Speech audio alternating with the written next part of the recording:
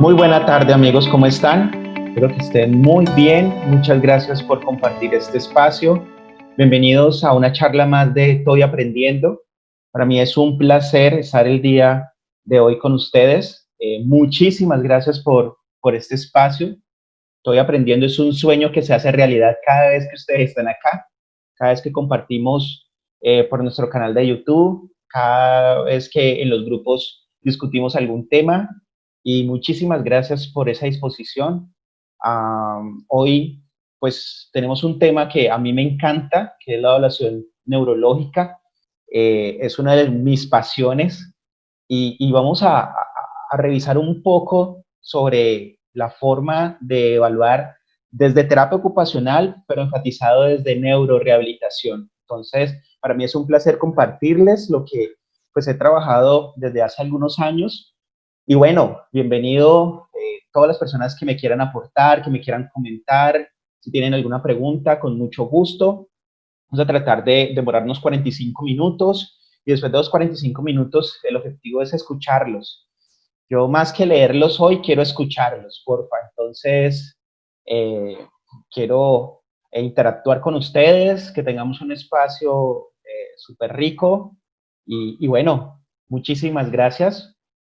Bienvenidos a este espacio. Entonces vamos a hacer evaluación neurológica desde terapia ocupacional, pero haciendo énfasis en niveles de desarrollo motor y neurológico. Entonces vamos a revisar, pues, cuáles son los niveles de desarrollo motor y neurológico.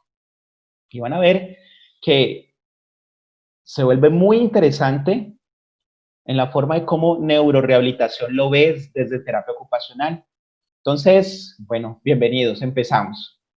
Primero tenemos que evaluar, definir qué es evaluación neurológica. Entonces vamos a definirla, ¿sí? Una definición puntual. Es un procedimiento médico o terapéutico que busca determinar el nivel de funcionamiento del sistema nervioso central. Miren esta definición tan interesante porque dice médico o terapéutico. Claro, los terapeutas, ¿sí?, de lenguaje, ocupacionales, físicos, hacemos evaluación neurológica.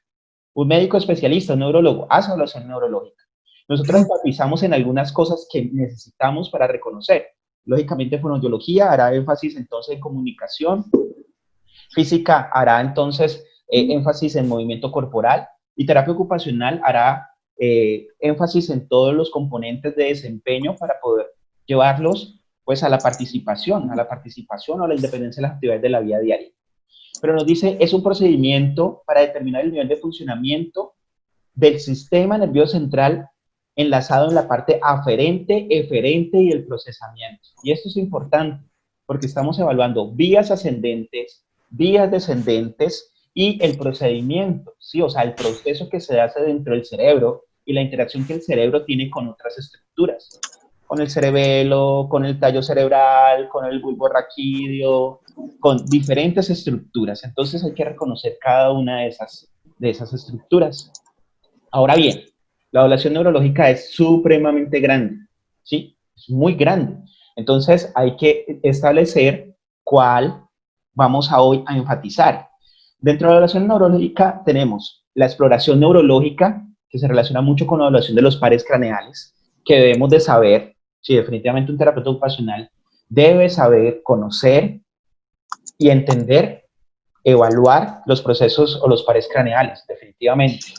La integridad refleja es otro ítem de la evaluación neurológica. Integridad refleja, y cuando hablamos de integridad refleja, estamos hablando de todo el proceso neurofisiológico que tiene el sistema nervioso central relacionado con el proceso neurológico. Por ejemplo, la movilidad, el tono, los reflejos, la sensibilidad, la fuerza y la resistencia. Aquí algo muy, muy interesante. Si ustedes ven, básicamente cuando uno habla de movilidad, tono, reflejos, sensibilidad, fuerza y resistencia, está hablando de toda una secuencia que le determina una vía que se llama la vía piramidal y que establece todo el sistema motor, ¿sí?, o parte del sistema motor voluntario que tienen los seres humanos. Entonces, es importantísimo reconocer y evaluar, saber evaluar la integridad refleja, pues para poder establecer procesos de reconocimiento a nivel neurológico del paciente. Y el otro ítem de evaluación neurológica es el control motor. Toda la parte postural, los ajustes posturales, las respuestas adaptativas al movimiento son determinantes. para poder entonces ser independientes en las actividades de la vida diaria, se los llevamos a terapia ocupacional. ¿Y de dónde viene? Pues de un adecuado funcionamiento neurológico. Hoy lo que vamos a hacer es mirar otro ítem desde la neurorehabilitación y que se aplica a terapia ocupacional, que es el desarrollo neurológico y el desarrollo motor. Algo importante, cuando hablamos de desarrollo neurológico, desarrollo motor, no estamos hablando de nada novedoso, o sea, no es novedoso. Lo que es muy interesante es lo que vamos a ver entonces ahora y es establecer la relación entre los dos, o sea, una correlación. Entonces, cuando hablamos de desarrollo neurológico, estamos hablando de reflejos, enderezamiento, listo, de protección y equilibrio. ¿Listo? ¿Vamos bien, amigos? Sí. ¿Sí? ¿Me están escuchando? Sí, muy bien, gracias. ¿Sí? Sí, sí, muy bien, excelente. Bueno, yo los estoy escuchando muy bajito, entonces espérame, subo un poco. Sí, muy bien, gracias. Ok, listo. Es que me preocupé porque... Pronto, Guzmán, la recomendación de silenciar los micrófonos porque a veces sí te escucha un poquitico de eco. Dale, ok, listo. Listo, amigos. Qué pena paramos aquí, pero te les estaba contando que dentro del desarrollo neurológico y el desarrollo motor, pues no es novedoso. Es más, cuando yo en pregrado, a mí pues, me enseñaron la parte de desarrollo neurológico. No tanto trabajé la parte de desarrollo motor. Eso lo vi, por ejemplo, en un área de técnicas y ahí vimos Margaret Root y en Root vimos entonces algo de desarrollo motor. Lo que hicimos énfasis, o en lo que hicimos énfasis fue el desarrollo neurológico. Entonces, claro, hablamos de reflejos, reacciones de enderezamiento, reacciones de protección, reacciones del equilibrio. Y esa parte de movilidad y estabilidad la tocamos, pero la verdad muy someramente. Ahora bien, en la maestría pude reconocer toda la parte de desarrollo motor y lo interesante era correlacionarlo. Entonces, el concepto aquí es la correlación, como les decía. Ok, ¿qué es entonces, para qué nos sirve la evaluación neurológica y sobre todo haciendo énfasis en los niveles y reconocer los niveles? Es que nos vuelve específicos.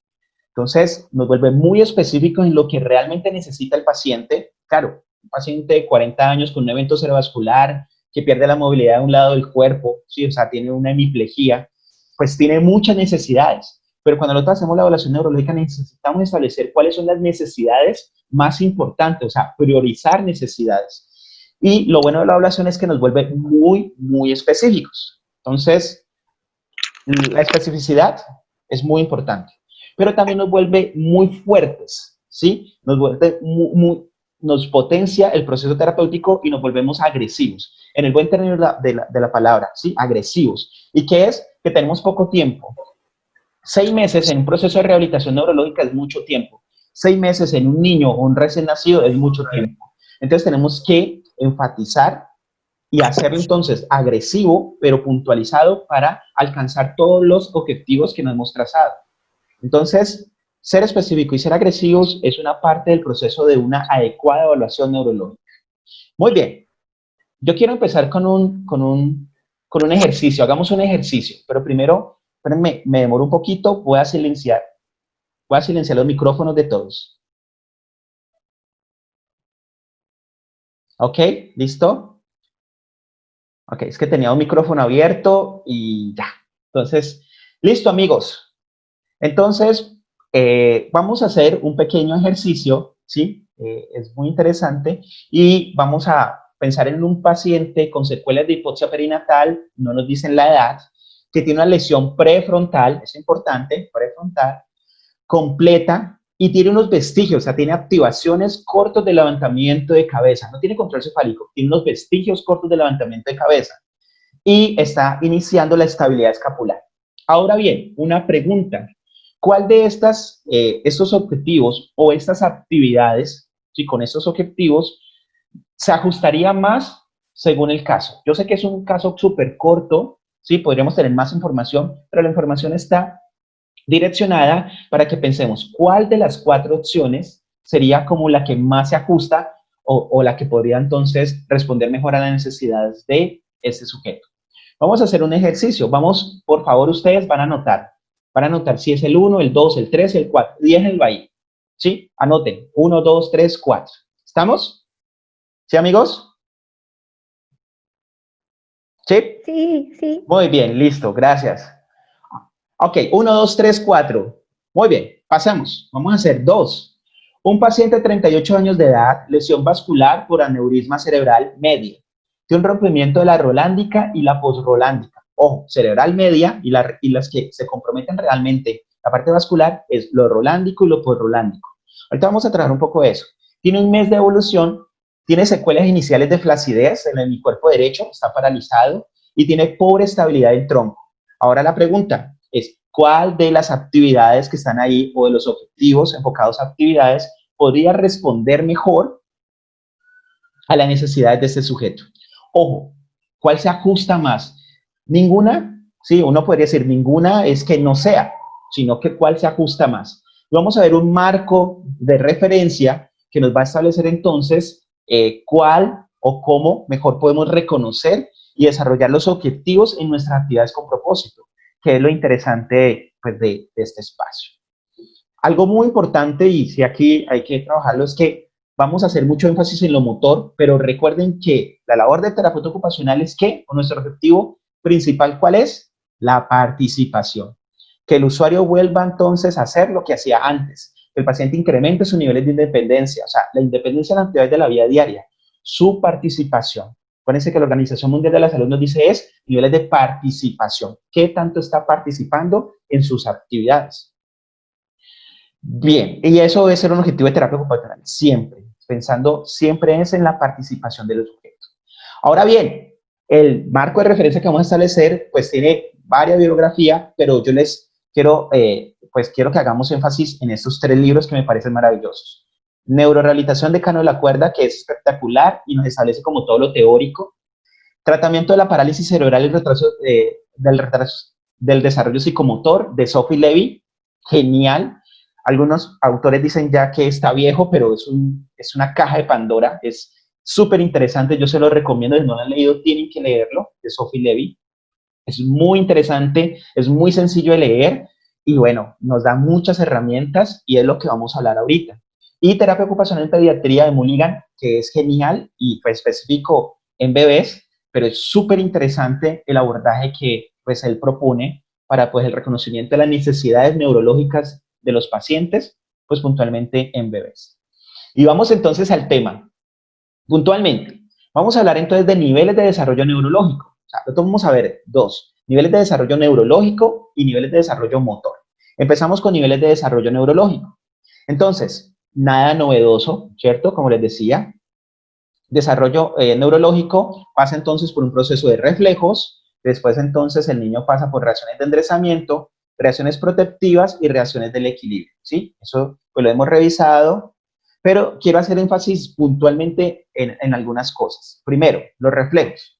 Son respuestas automáticas, básicas, que no tienen nada de control cortical, o sea, el cerebro no tiene nada que ver ahí, ¿sí? Hay diferentes niveles, desde la médula y pasa por el tallo.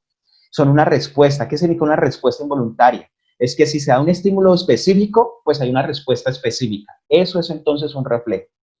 Esos reflejos entonces, no voy a hablar de todos los reflejos porque no tendríamos el tiempo para hablar de todos los reflejos. Quiero nombrar como unos reflejos, esos reflejos son básicos de supervivencia. Tener en cuenta que si un niño nace con alguna alteración de estos reflejos, es un niño que tiene que quedarse en cuidados hospitalarios, porque es un niño que va a tener dificultades en su protección, por eso se llama supervivencia. Por ejemplo, el de ubicación o 4 puntos, el de succión, el de presión palmar, que es determinante para otros procesos funcionales, sobre todo para los terapeutas ocupacionales, el de Moro. Entonces, son básicos de protección. Entonces, hay otros reflejos, pero no vamos a hacer énfasis en eso, como les decía, por tiempo. Ese es el primer nivel, entonces, de desarrollo neurológico. Ahora vamos a ver por el segundo. Segundo nivel, ¿cuál sería? Reacciones de enderezamiento. ¿Qué son las reacciones de enderezamiento? También, respuestas automáticas. ¿Qué lo que hace básicamente es que cualquier parte del cuerpo pueda vencer la gravedad? La primera parte del cuerpo que vence la gravedad son las manos y después automáticamente se va pasando por otros espacios corporales, como la cabeza, el tronco, la pelvis, y por lo tanto nosotros cada vez podemos tener movimientos antigravitatorios. Muy importantes las reacciones de enderezamiento porque nos acompañan después toda la vida y nos permiten entonces hacer ajustes posturales, nos ayudan entonces a cumplir con las demandas de las actividades de la vida diaria. Es básicamente poder vencer la gravedad, ¿sí? Nuestro cuerpo puede vencer la gravedad. Vamos a dejarlo ahí, más adelante revisamos algo puntual con esto. Las reacciones de enderezamiento, entonces, normalmente se establecen desde la parte, pues, la alineación de la cabeza con el tronco. Entonces, hay enderezamientos ópticos, de cabeza, de tronco-cabeza y de tronco-tronco, que permiten, como les decía, el desarrollo motor, pues, de los niños. Ahora bien, el tercer nivel, entonces, de niveles de desarrollo neurológico son las reacciones protectivas. Las reacciones protectivas, entonces, también son acciones automáticas que se dan entonces por cambios de posición. Normalmente, cuando el paciente o el niño siente inestabilidad, entonces se protege. Las reacciones protectivas aparecen en una secuencia. Primero aparecen las anteriores, las laterales y las posteriores. Es supremamente importante las reacciones protectivas porque son las que después favorecen los ajustes y después nos llevan a niveles altos de funcionamiento neurológico. Vamos a ver. Por ejemplo, un niño que tenga reacciones protectivas, ya las tenga maduras y está en cuadrúpedo, cuando se vaya hacia adelante, o sea, esté en 4 patas y se vaya hacia adelante, ¿qué va a hacer? Sacar su mano. Al sacar su mano, eso es una reacción protectiva anterior, pero él va a encontrar que tiene control sobre esa reacción y que si tira más su cuerpo hacia adelante, entonces puede tirar la otra mano. Al tirar una mano y la otra y después juntarlo con los pies, puede gatear. Y gatear es un nivel mucho más avanzado que estar en cuadrúpedo. Entonces, miren cómo las reacciones protectivas es un ítem bastante interesante dentro del proceso de maduración neurológica. Recuerden, algo importante, primero se desarrollan las anteriores, laterales y posteriores. Vamos porque ahorita cuando estemos hablando de rehabilitación hay que tenerlo en cuenta para poder entonces favorecer actividades y pensar primero en las anteriores, laterales y posteriores para favorecer el desarrollo normal o la organización normal después de una lesión o en un niño que viene entonces en su proceso normal de desarrollo. Ahora bien, solo es posible desarrollar las reacciones de protectivas con inestabilidad. Esto es muy importante porque es que, por ejemplo, hay niños que se limitan o se demoran un poquito en desarrollar reacciones de protección, pero simplemente porque mantienen cargados, no porque tengan una lesión neurológica, no porque entonces tengan algún problema bioquímico o pues alguna otra dificultad. Simplemente es un niño que no es estimulado y no tiene inestabilidad. Por ejemplo, no lo colocan en el piso, lo mantiene todo el tiempo cargado, pues entonces no va a desarrollar, si no tiene inestabilidad, pues no va a desarrollar la capacidad. Eso pasa también en un paciente, por ejemplo, con una hemiparesia. Un paciente que ha sufrido un evento cerebrovascular y ha quedado con una hemiparesia, si el paciente no hace actividades en donde genere inestabilidad, pues va a tener dificultades para después hacer ajustes. Ojo, lógicamente hay que tener cuidado que el paciente no sufra por la inestabilidad, o sea, no se vaya a caer y no se vaya a lesionar. Pero si no siente, si no se conecta con inestabilidad, simplemente las reacciones protectivas van a demorarse más o ni siquiera se van a consolidar. Entonces, eso es muy importante que lo tengamos en cuenta. El último nivel de desarrollo neurológico son las reacciones del equilibrio. Las reacciones del equilibrio son entonces como la cúspide a nivel de desarrollo neurológico. Ojo, a nivel de desarrollo neurológico, tener reacciones del equilibrio significa entonces que yo ya tengo un control cortical, y no solamente el control cortical, sino que yo tengo una interacción eficiente entre todas las conexiones del cerebro con otras estructuras, como cuáles: sistema vestibular, tallo cerebral, cerebro, núcleos de la base, tálamo, hipotálamo, todos relacionados, coordinados para poder entonces hacer un funcionamiento motor. Ahora bien, las reacciones de equilibrio no desaparecen. Ellas están acompañándonos y si, por ejemplo, nosotros vamos caminando y nos enredamos y nos vamos a caer, la primera acción, o sea, nuestro cerebro reconoce las reacciones del equilibrio como una estrategia para no caerse. Entonces tratamos de no caernos. Pero si la inestabilidad es tan fuerte y nuestro centro de gravedad se ha vulnerado en ese momento, entonces, ¿qué va a pasar? Pues que nos vamos a caer, pero vamos a colocar nuestras manos, o sea, las reacciones protectivas. Y si al final ya nos caemos, aún colocamos las manos y caemos, de todas formas vamos a tratar de enderezarnos, o sea que va a aparecer las reacciones de enderezamiento. Miren que estas reacciones van a permanecer con nosotros y se van a utilizar en la medida que nosotros lo requeramos. Pero lo ideal es que funcionemos con reacciones de equilibrio, o sea que ajustemos toda nuestra actividad y que las reacciones de enderezamiento, las reacciones protectivas, las reacciones de equilibrio se ajusten a niveles mucho más altos y los vamos a llamar control motor. Muy bien, amigos. ¿Listo? Hasta ahí, entonces, todos los niveles de desarrollo neurológico. ¿Cómo vamos? ¿Vamos bien? ¿Sí? Sí, Sí, muy sí. bien. Muy bien. Sí, Gracias. excelente. Ok, gracias. Muy bien. Este es un cuadrito de resumen, de la parte de desarrollo neurológico. Entonces, miren cuál es el comportamiento aproximadamente de un niño desde su nacimiento a los 2 meses. El reflejo, ¿cierto? ¿Qué significa esos primeros 2 meses? Pues que tiene un comportamiento de tallo y médula. Entonces, su comportamiento es puntualmente reflejo, o sea, tiene muchos reflejos. Ojo, no significa que después de los 2 meses ya no tenga reflejos. Tiene reflejos también, pero la mayor característica, o sea, lo que más caracteriza de esa edad son los reflejos. Miren que abajo aparece algo, pues entre los 3 y 8 meses, como en esa columna, aparece la reacción del enderezamiento. Ojo, el desarrollo neurológico no es de fechas. O sea, por ejemplo, es que a los 3 meses puntual pasó toda la fase de reflejos y ya no tiene nada de reflejos y después sigue la reacción de enderezamiento. No, van suyapuestas. Entonces, mientras el nivel de reflejo va bajando, se va entonces instaurando una nueva habilidad neurológica, como la reacción de enderezamiento. Entonces empieza la reacción de enderezamiento, ¿sí? Que ya les explicábamos, que esa capacidad para alinear nuestro cuerpo en contra de la gravedad. Empieza la reacción de enderezamiento entre los 3, 9, 10 meses, empiezan entonces a desarrollarse, pero miren que aproximadamente a los 6 meses, casi que en promedio cuando los niños están en sedente, empiezan entonces las reacciones protectivas, las reacciones de protección. Entonces, también está suyapuesto. Empiezan las reacciones protectivas y después, más o menos, entonces, después del gateo, empezamos con las reacciones del equilibrio. Recuerden, esas se proyectan después, ¿sí? Y van a entonces a aparecer. Lo que no queremos después es que aparezcan los reflejos. Pero, si los reflejos aparecen, habría que revisar cuál es el daño neurológico o qué pasó con el control neurológico que se tenía.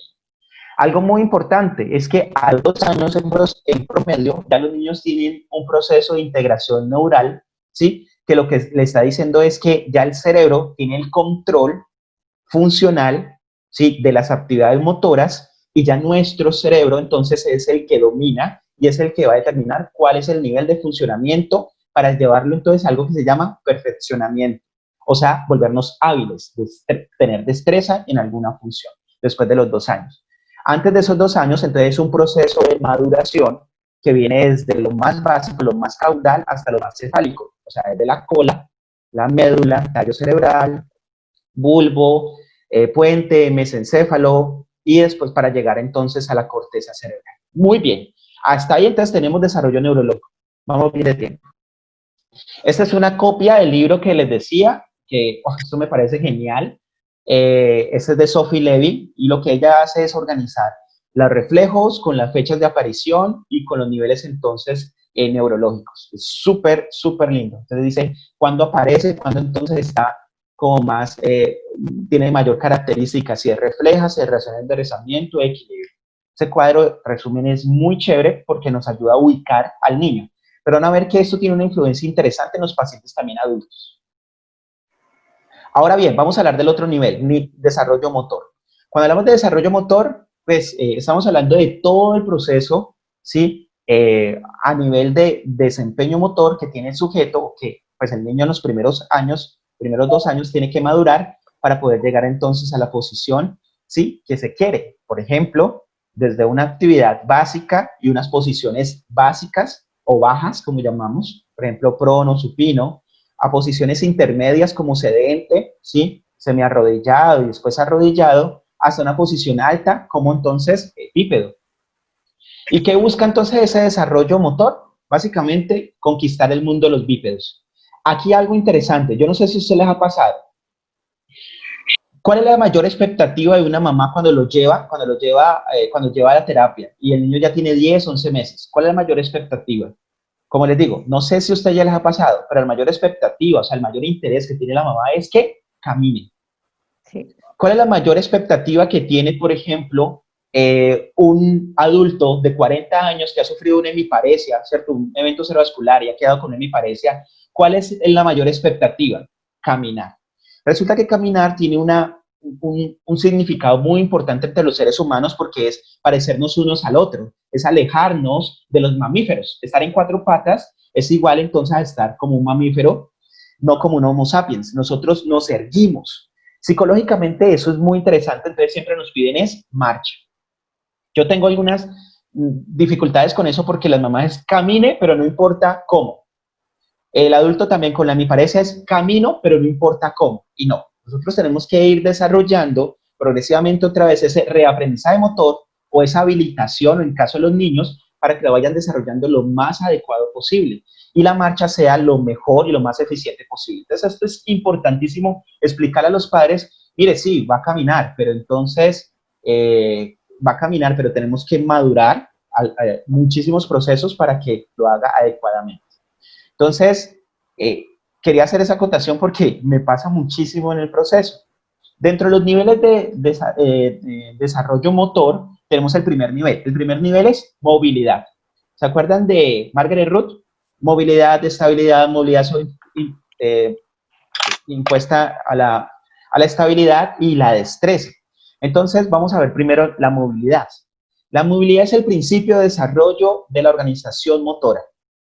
Si yo no tengo en el segmento corporal movilidad, yo no voy a tener lo que va de ahí para adelante. ¿Qué es lo que hay? Movilidad. Después de la movilidad, tono. Después fuerza y después resistencia. Tengo que tener movilidad. Entonces, la movilidad tiene que estar presente.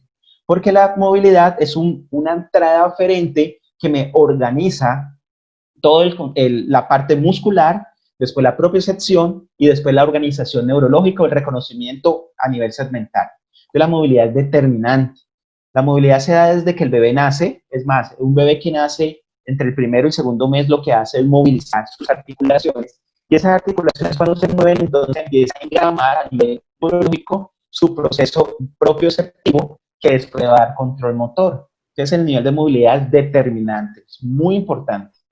Y lógicamente entonces después la movilidad nos permite tener una retroalimentación constante de nuestro cuerpo. ¿Cómo hacemos para sentir nuestro cuerpo? Nos tenemos que mover. Tenemos que movernos. Entonces, muy importante el concepto de movilidad y bueno, tenemos que tenerlo ahí. Número uno, movilidad. El segundo concepto es la estabilidad. Y la estabilidad es mantener nuestra posición por un tiempo determinado en contra de la gravedad. O sea, la estabilidad. La estabilidad tiene algo muy interesante, es que para tener estable yo tengo que tener una activación, tanto de músculo agonista como antagonista. ¿Qué significa? Que yo para mantener estable, por ejemplo, el tronco tengo que activar espinales, para espinales y tengo que tener dos abdominales en menor o mayor medida, o sea, depende. Yo puedo estar, colapsado, pero para mantenerme en contra de la gravedad, yo tengo que hacer activaciones. Para sostener mi mano, en algún momento yo tengo que hacer activación de tanto agonistas como antagonistas, de brazo a antebrazo, ¿sí? O sea, yo tengo que tener activaciones. Y entonces esa estabilidad me está indicando que hay ya una inervación interesante entre todos los segmentos corporales o entre todos los músculos del segmento corporal que voy a estabilizar. Entonces la estabilidad es determinante, la activación muscular es determinante para tener estabilidad. Lógicamente, con la estabilidad podemos vencer la gravedad. Muy bien. El tercer nivel, ¿cuál es? Movilidad impuesta sobre la estabilidad. Para yo moverme, sí, necesito entonces tener algo estable. Para yo poder mover esta muñeca, tengo que tener estable el cuerpo.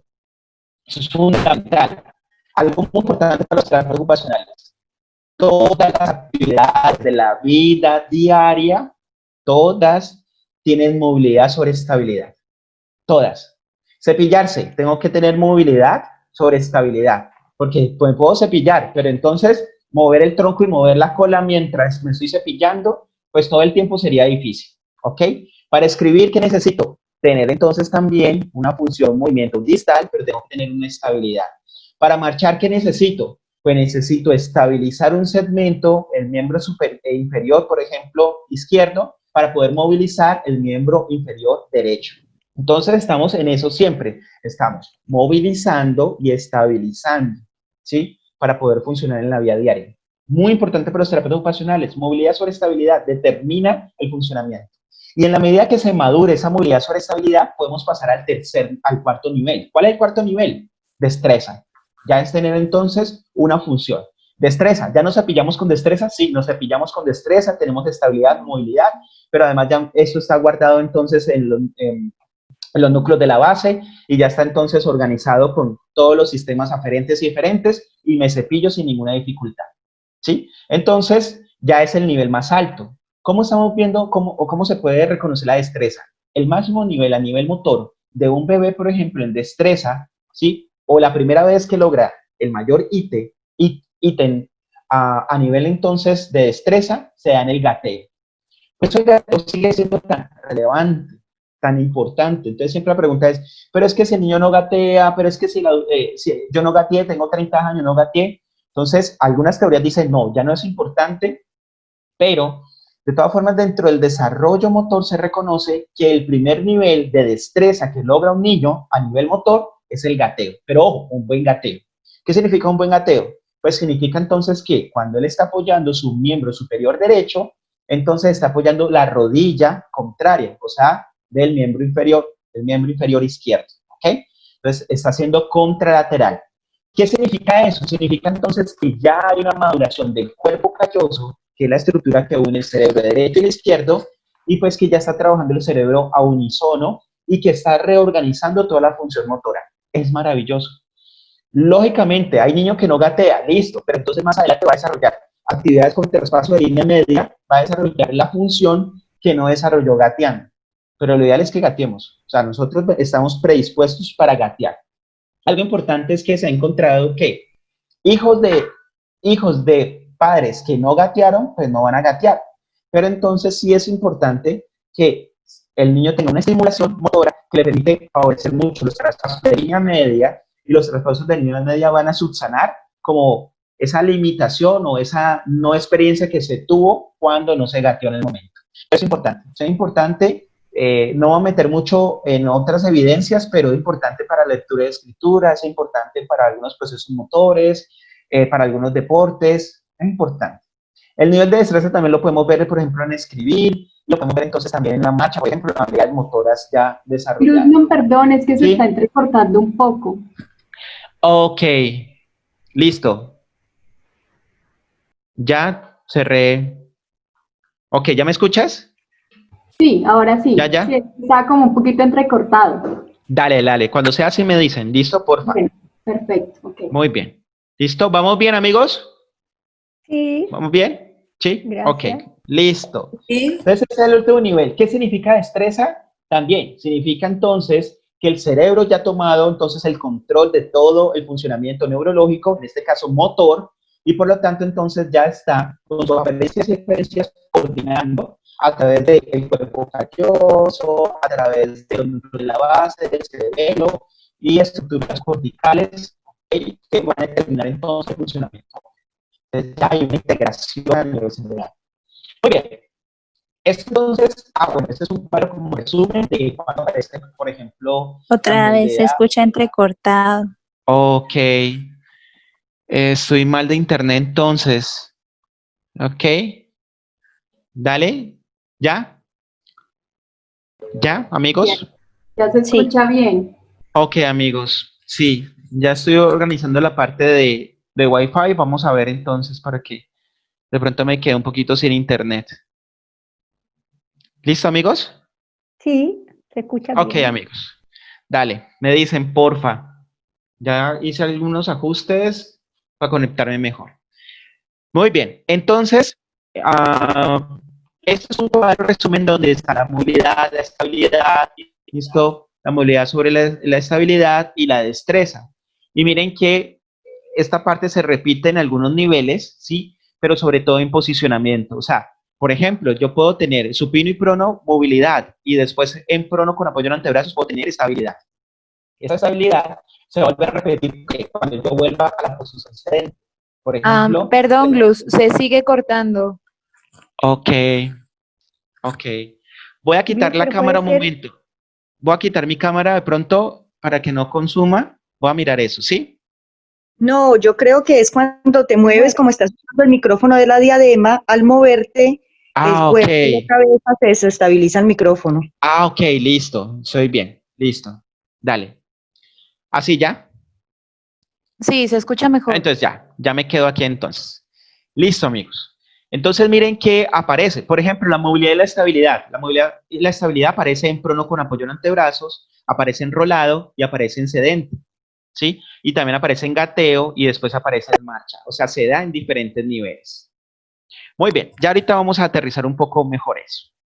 Ahora bien, ¿cuál es el cuento? Como yo les decía, mi mayor dificultad que tenía hace tiempo era que yo hacía evaluación del desarrollo neurológico y evaluaba los reflejos, enderezamientos, las reacciones de protección, las de equilibrio, y trabajaba pues con base a eso. Y después entonces, si hacía lo del desarrollo motor, lo que hacía era entonces evaluaba la movilidad, la movilidad sobre estabilidad de estrés, pero yo no correlacionaba, o sea, yo no unía los dos conceptos. Y entonces me perdía un poco de toda la visión, ¿cierto? A nivel neurológica y motor que puede tener el paciente y que me puede dar datos supremamente interesantes. Por ejemplo, si ustedes ven, los niveles de desarrollo neurológico se relacionan con el motor. Cuando uno está en los primeros niveles, por ejemplo, el de movilidad, entonces está correlacionado con el de reflejo. El de estabilidad, entonces reacción de enderezamiento. Para yo tener estabilidad, ¿qué necesito? Reacción de enderezamiento. Pero para yo tener una buena reacción de enderezamiento, ¿qué necesito? Estabilidad. La movilidad sobre la estabilidad se relacionaba con las reacciones protectivas, el poder sacar la mano, poder moverme, se relaciona con las reacciones protectivas o se relaciona. Y el nivel más alto, los dos niveles altos, ya corticales o de coordinación o de jerarquía cerebral, entonces se relaciona con la destreza y con el equilibrio, que es el nivel que queremos que lleguen pues todos los niños y que después también queremos que llegue en un proceso de rehabilitación un adulto que haya tenido alguna dificultad a nivel neurológico. Ahora bien, ¿cuál es como el proceso de terapia ocupacional? Pues primero establecer el nivel motor, ¿sí? Evaluar el nivel motor o neurológico. Hay que establecer esos dos niveles. Entonces, ¿qué es establecer? Pues evaluar y saber si está en nivel reflejo, en reacción de enderezamiento o en reacciones protectivas. O si está en destreza, pero pues si estuviera en destreza, pues entonces hay que mirar porque el proceso de rehabilitación sería un poco diferente. Entonces, si lo encontramos o si lo tenemos es porque tiene alguna alteración en esos niveles. Y reconocer el contexto definitivamente. No voy a hacer énfasis en la parte del contextual, pero definitivamente recuerden, la parte contextual determina muchísimo del funcionamiento neurológico y motor de una persona. Ahora bien, ¿cuál es el objetivo? Pues buscar nivelar el motor neurológico, ¿sí? Por ejemplo, yo puedo tener pacientes que con nivel reflejos están tratando de moverse en niveles de estabilidad o movilidad. Y lo que yo tengo que hacer es siempre buscar el nivel más alto. Por ejemplo, yo tengo un paciente atetósico, 30 años, están con reflejos, ¿sí? Pero estamos trabajando todo todo el proceso para que ya tenga estabilidad o movilidad. Yo tengo que buscar que el paciente entonces de ese nivel reflejo pase reacciones de enderezamiento y protectivas. O aún así, cuando tenga reflejos, pueda entonces con esos mismos reflejos desarrollar habilidades para que se pueda enderezar y pueda entonces después protegerse en el mejor nivel posible. Recuerden, estamos hablando de una tetosis, que es un caso a veces, son un poquito difíciles en el manejo neurológico, pero yo tengo que nivelar. ¿Qué es lo que quiero decir? Es que si el paciente está en el primer nivel, que esté reflejo y movilidad. Si pasa el segundo nivel, que esté enderezamiento y estabilidad. En el tercer nivel, protectivas y movilidad. ¿Y eso cómo se puede hacer? Pues la recomendación de los niveles neurológico y motor es utilizar la misma estrategia con que evolucionaron. ¿Cuál fue el proceso que tuvo un niño del nacimiento al primer año o al segundo año? Pues un proceso motor de posicionamiento. O sea, eran posturas. Las posturas eran las que estaban favoreciendo estos niveles. Entonces, toda la parte postural es determinante. Por ejemplo, si un paciente está en el nivel 1, o sea, de movilidad y reflejos, ¿cuáles serían las acciones que podríamos hacer? Recuerden, ese es desde el marco que estamos parados. Pero la recomendación es, si está en movilidad, o sea, es un paciente, por ejemplo, que tiene dificultad en la movilidad por una espasticidad, por ejemplo, por una hipotonía, por una flacidez, o es un niño que apenas está en el proceso de organización de la movilidad, entonces hay que mantener o aumentar los rangos de movilidad articular. Recuerden, la movilidad es el canal primordial para poder desarrollar otros niveles, ¿sí? Entonces, movilidad. Entonces, mantener o aumentar la movilidad articular. Y si el paciente no puede mejorar, aumentar su movilidad, hay que prevenir deformidades. Recuerden, si no hay movilidad, articulación que no se mueve, articulación que se pega. Principio básico, ¿sí? Entonces, las articulaciones son como bisagras. Si la bisagra no se mueve por mucho tiempo, se pega. Hay un fenómeno que se llama la osificación heterotópica, hay que tenerlo en cuenta. Por ejemplo, pasa mucho en lesionados medulares, que si la articulación no se estimula, o sea, no se mueve, así no tenga sensibilidad, pero si no se mueve, la articulación se pega. La osificación heterotópica es una de las características que tienen esos pacientes, pero que se puede ver reflejado en otros pacientes. Entonces, prevenir deformidades es clave. Si están en nivel reflejo, ¿qué entonces qué hay que hacer? Facilitar la integración de los reflejos. Facilitar la integración de esos reflejos a través de un proceso de facilitación neuromuscular, de procesos de integración de reflejos, ya diferentes técnicas, ¿sí? No vamos a profundizar en eso acá porque no alcanzaríamos, pero facilitar la integración es clave para poder entonces favorecer otros niveles. Si está en reflejos y se integra esos reflejos, entonces estimula el cerebro para que empiece a tener otro nivel, como las reacciones de enderezamiento. Por lo tanto, después las reacciones protectivas y por lo tanto después de llegar a un nivel más alto como las reacciones del equilibrio. ¿Cuál es la recomendación en el nivel 1? Pues tener entonces posturas bajas, o sea, utilizar las posturas bajas. Por ejemplo, alineación postural y las transiciones. Las transiciones son claves en el proceso para poder entonces reorganizar estas funciones. Por ejemplo, la transición de supino a prono. Resulta que al hacer entonces la transición de supino a prono, necesito que activar entonces todo el proceso de movilidad, organizar entonces mis reflejos o estimular el cerebro para que recoja e inhiba esos reflejos y por lo tanto entonces el paciente va a estar más alineado. ¿Para qué hacemos eso? Pues para que pueda pasar al segundo nivel. ¿Cuál es el segundo nivel? La estabilidad. Un paciente alineado, pues entonces ya el paciente empieza niveles de estabilidad y reacciones de enderezamiento. En el nivel de estabilidad, entonces hay que ser, ¿qué hay que hacer? ¿Cierto? ¿En qué hay que intervenir? Es en facilitar el mantenimiento de posturas específicas en contra de la gravedad. Si yo quiero hablar entonces de estabilidad, necesito favorecer que él tenga esa experiencia sensorial, por ejemplo, en sedente, en cuadrúpedo, en bípedo, depende del nivel, ¿cierto? Y la posición. En este caso, lo ideal es utilizar posturas intermedias, por ejemplo, una transición de supino a sedente. Hay una forma de hacer la transición. Recuerden que dentro del neurodesarrollo hay una forma de hacer esa transición que es la transición normal o con la que un niño va desarrollando. Entonces hay que repetir esa secuencia. Hay unos puntos claves que hay que colocar, hay unas secuencias. Bueno, eso tendríamos que sacar otro espacio como para ver transiciones, es mucho más práctico, pero esa transición de supino a sedente favorece entonces esa organización de las posturas para que él vaya desarrollando niveles de estabilidad adecuados. Y la transición de sedente a cuadrúpedo. En las reacciones de enderezamiento, entonces facilitar los ajustes posturales de cabeza y tronco, siempre mirando que la cabeza esté alineada y que la cabeza entonces pueda ya tener una relación directa o organizada con el tronco y por lo tanto después con la pelvis y con el cinturón escapular y con la pelvis. Ya entonces si pasamos a un nivel 3, ya entonces es porque el paciente tiene estabilidad, entonces ya vamos a empezar a moverlo, que tenga estabilidad sobre movilidad.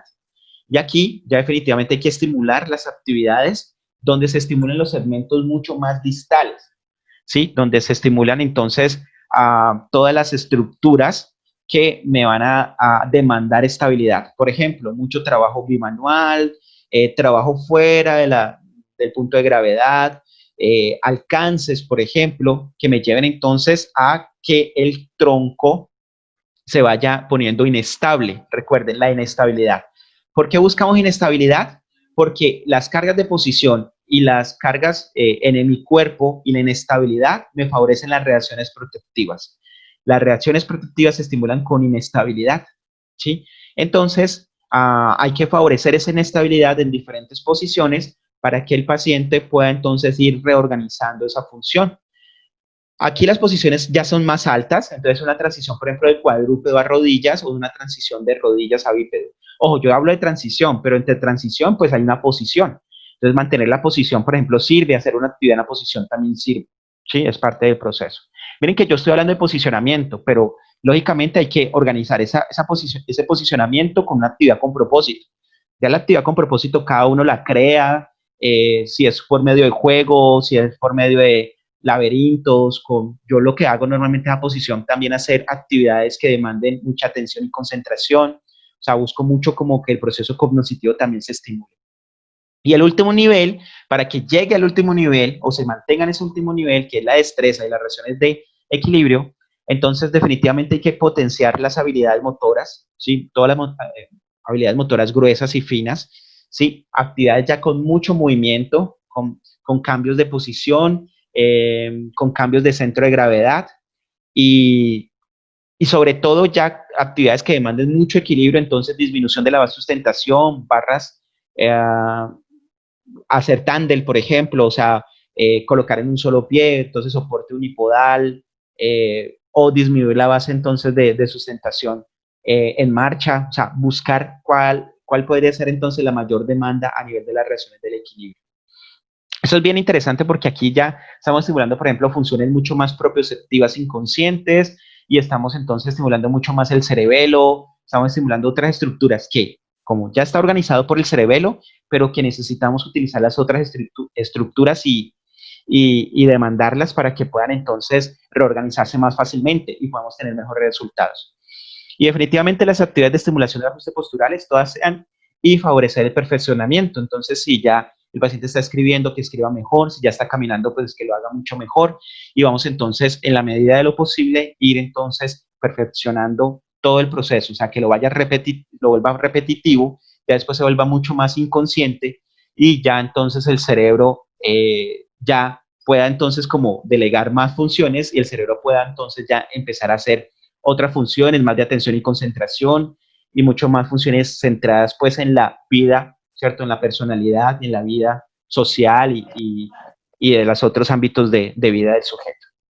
Entonces esto es súper chévere, pero hay que tener algo en cuenta. Yo he hablado supremamente motor hoy. Si ustedes vieron, hablé de postura, pero todos esos niveles y todas esas actividades tienen que estar transversales a las actividades o la participación en las actividades de la vida diaria.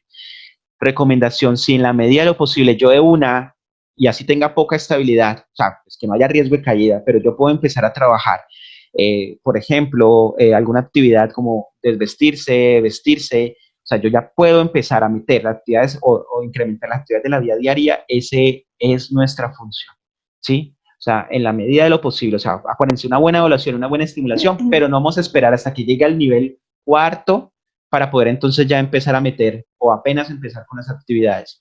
Yo soy de los que de una voy mirando las limitaciones que tengo o las habilidades que tengo del paciente y de una, ven, vamos a trabajar, vamos a quitarnos esta media, vamos a colocarnos ese zapato, vamos a colocarnos la camiseta, vamos a trabajar esto y esto porque pues es importante y además está enfatizado lo de terapia ocupacional. Bueno, otra vez está interfiriendo un poquito la comunicación. Ok, les pido disculpas por eso, pero bueno, ¿ya estoy conectado otra vez?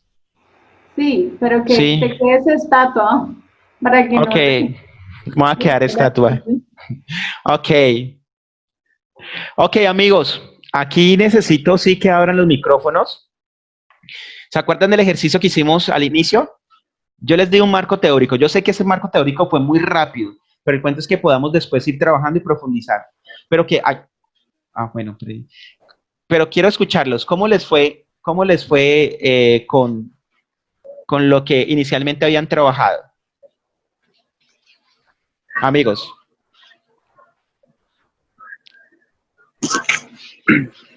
Bueno, ¿me escuchan? Sí, Saab.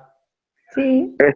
Bueno, personalmente no alcancé a leer todas las opciones, no alcancé a terminarlas, Okay. Pero me estaba yendo, hasta donde alcancé a leer, me estaba yendo por la opción 2. Ok, listo, súper. Gracias, Isaac. Súper. Entonces, miren que tenemos ese paciente. Teníamos 4 opciones. Primero, trabajar técnicas de facilitación neuromuscular para modular el tono y mantener su nivel de desarrollo neurológico enmarcado en reacciones protectivas. 2, facilitar la inhibición refleja y las reacciones de deslizamiento en diferentes posturas, creando espacios de interacción efectiva del usuario con el medio ambiente.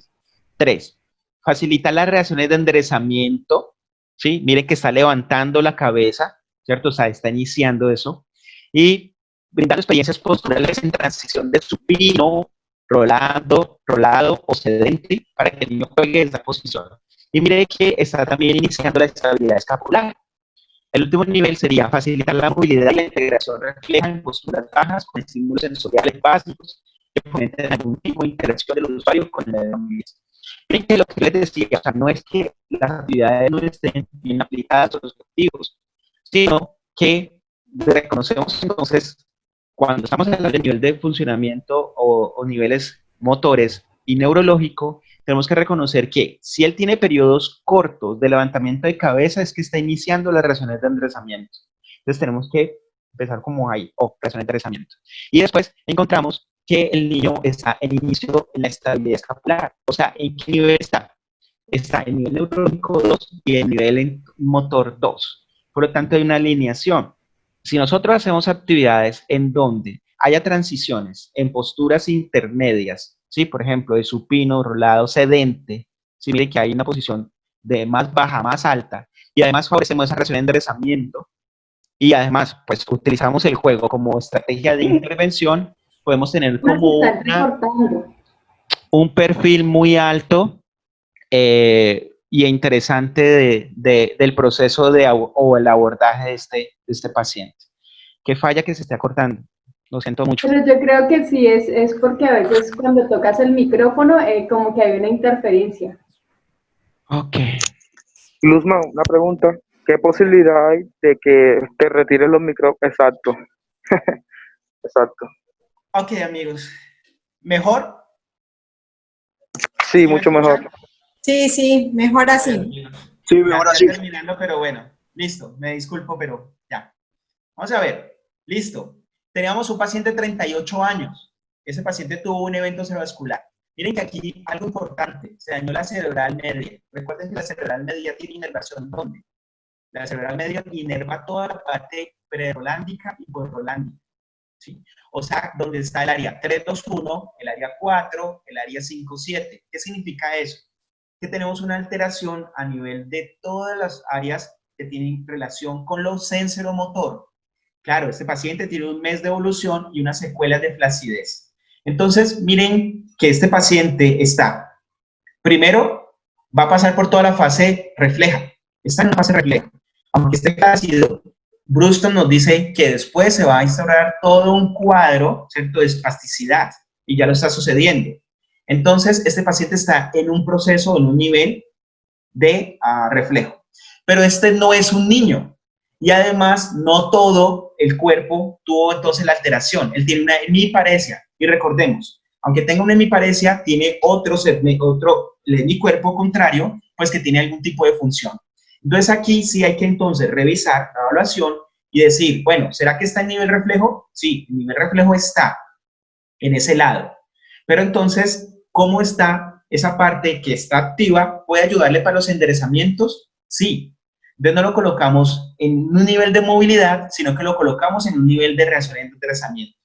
Eso es un poquito a veces complejo y yo sé que ahorita por el tiempo y por lo rápido, pero cuando estemos trabajando con un adulto que tiene un segmento que todavía tiene un funcionamiento neurológico, ¿cierto?, teóricamente sin alteración, entonces encontramos que el paciente puede estar en diferentes niveles.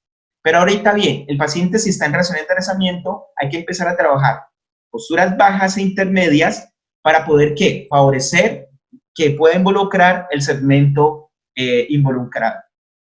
Miren que si leemos los demás, por ejemplo, trabajar técnicas de facilitación neuromuscular para modular el tono y prevenir la deformidad.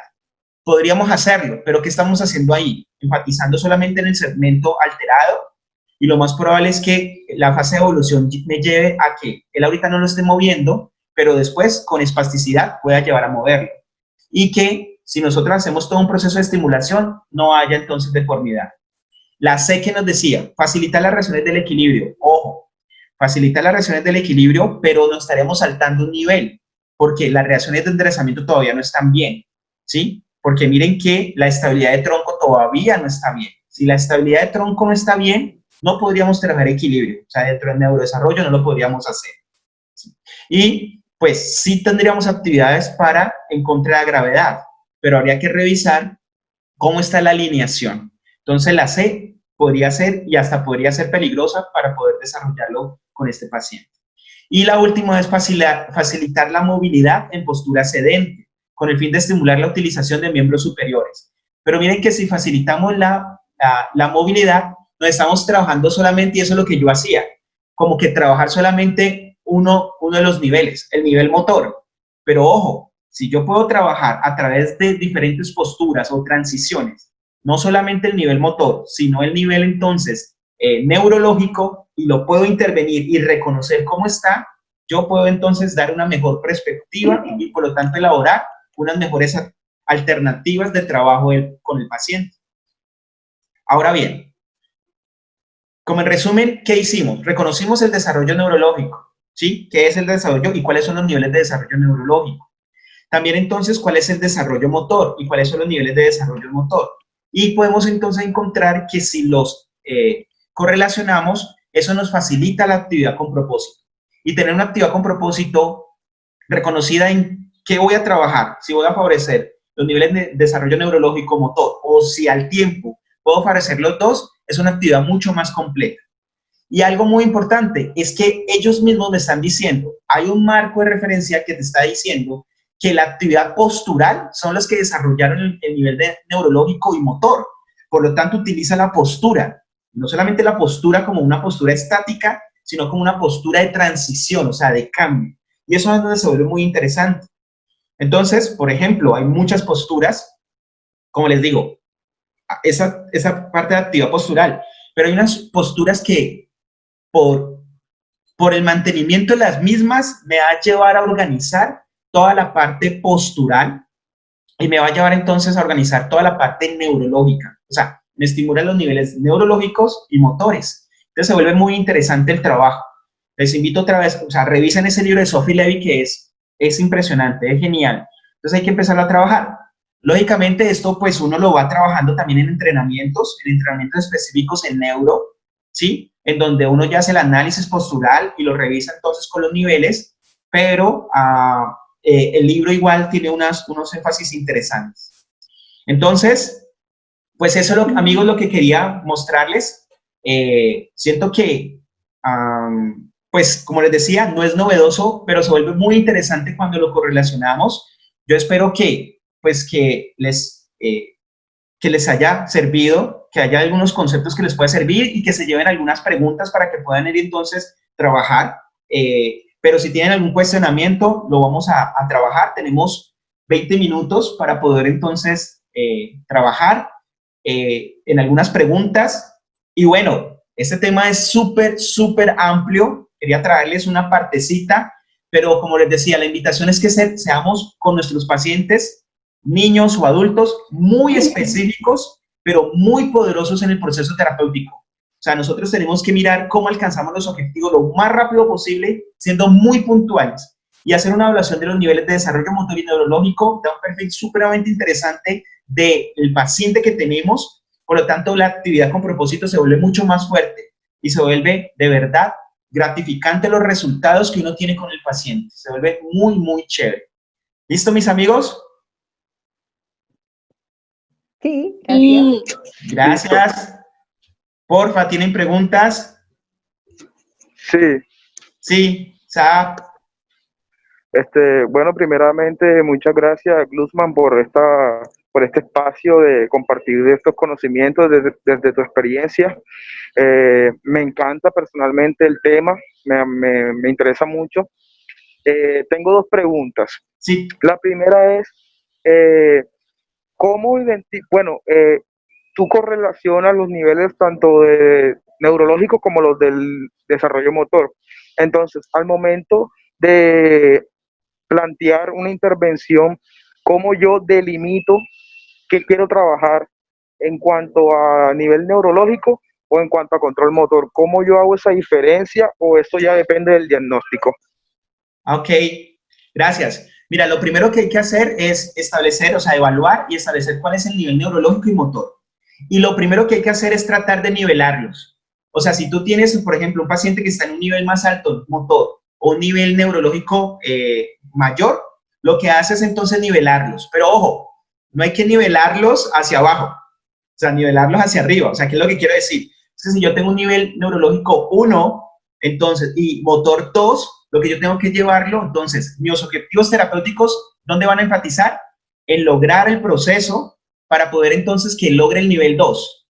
Y entonces ahí mis objetivos todos están apuntando al nivel motor, porque era el que estaba más bajito.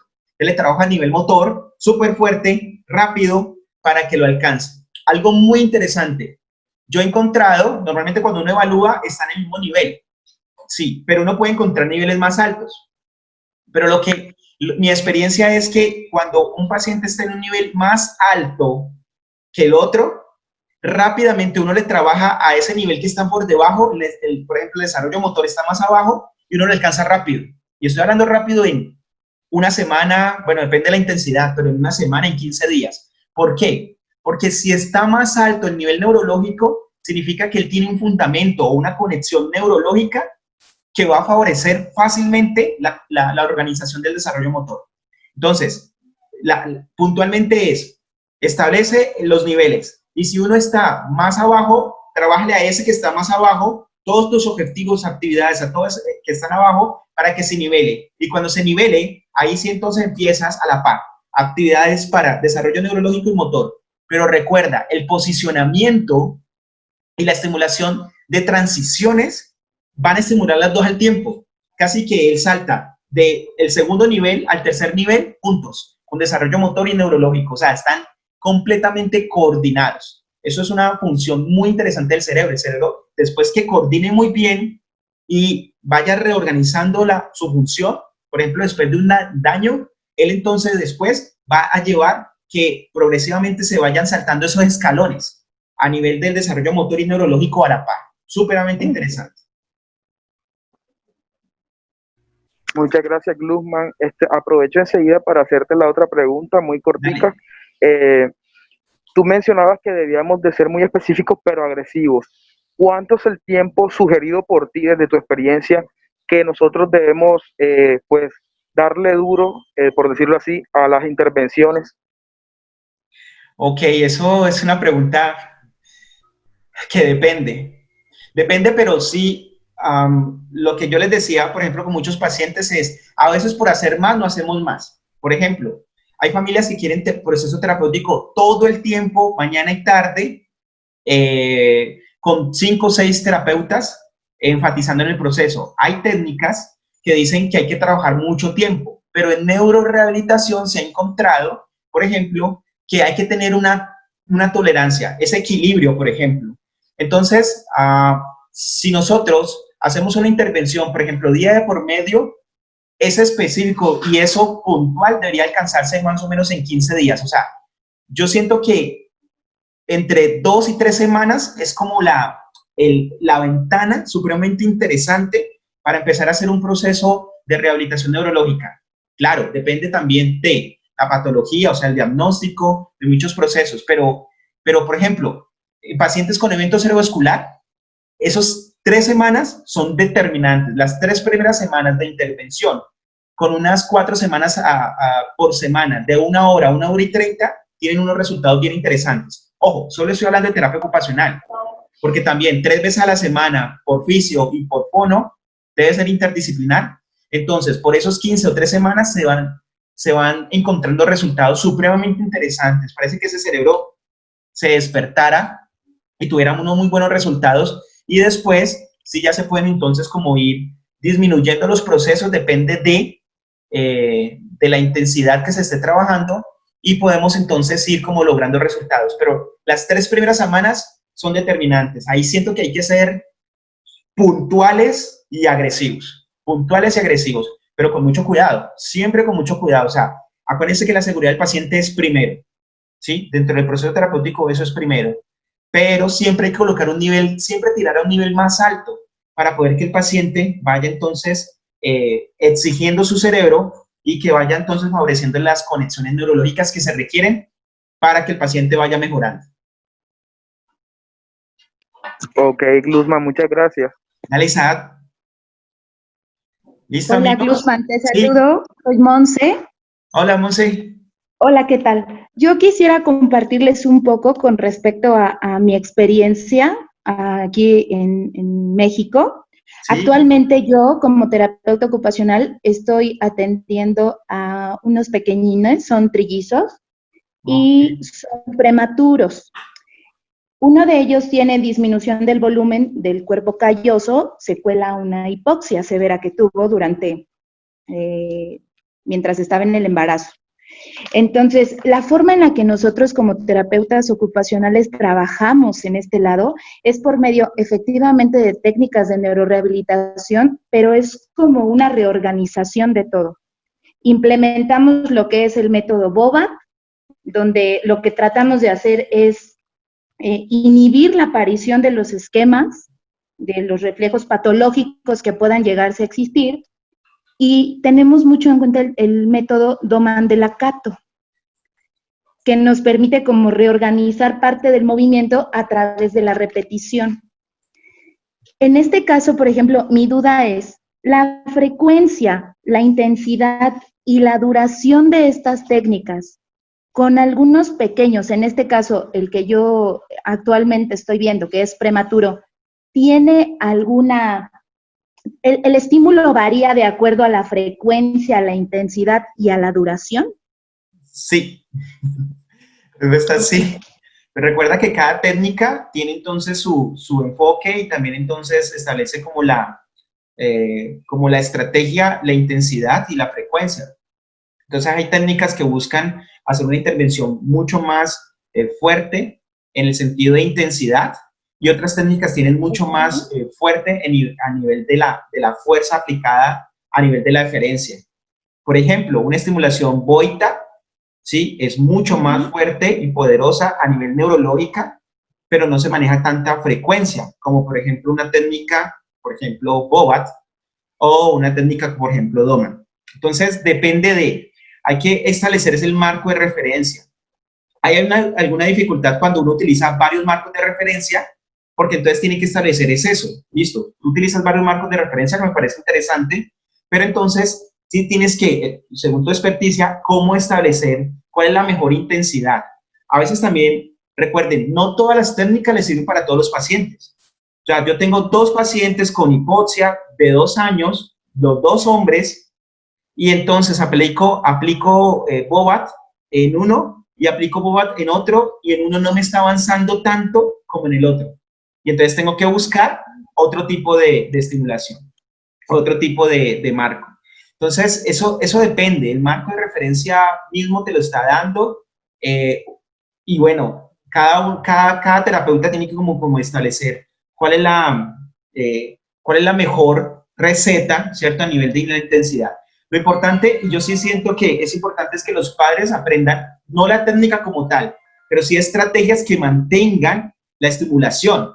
Por ejemplo, si yo estoy trabajando alineación de tronco, ¿cierto? Y buscando entonces que haya inputs bien, una respuesta a los inputs bien interesante a nivel de tronco, pero cuando se va para la casa, le trabajo 3 horas diarias, pero se va para la casa y el paciente todo el tiempo está colapsado, pues entonces miren que simplemente porque yo le estoy trabajando 3 horas, eso no va a tener un efecto adecuado, porque en la casa no está favoreciendo el mantenimiento de lo que yo quiero. Y no estoy diciendo que la mamá le trabaje Bobat en la casa, sino que favorezca el principio que yo estoy construyendo con el paciente, que es la alineación.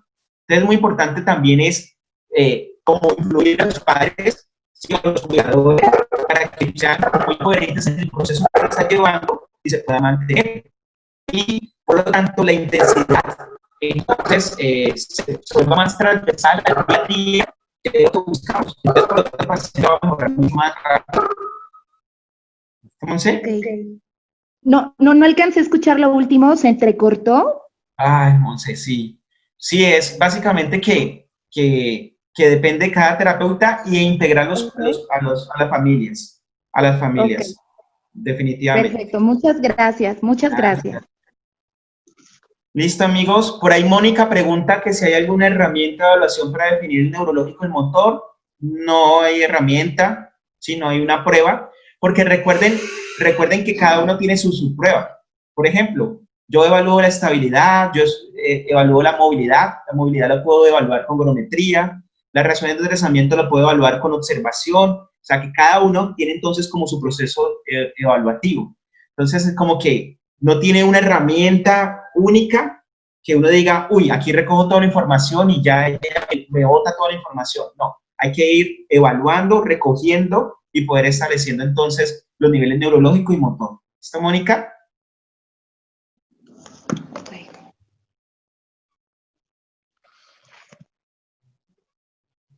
El nombre del libro, sí, lo voy a pasar. Yo les paso esta presentación, ahorita mismo se las paso por el grupo y les paso entonces la presentación y ahí están los libros, ¿sí? De Sophie Levy, véanselo. Súper chévere ese libro, muy, muy bacano. Entonces, definitivamente hay que trabajar. Pues yo creo que les agradezco, igual la plataforma se va a cerrar en 5 minutos. Les agradezco muchísimo este espacio, de verdad. Porfa, inscríbanse al grupo, al canal de YouTube. Sí, el canal de YouTube se llama Todo y Aprendiendo. Y bueno, es por YouTube. Muchísimas gracias. Que estén muy bien. Saludos.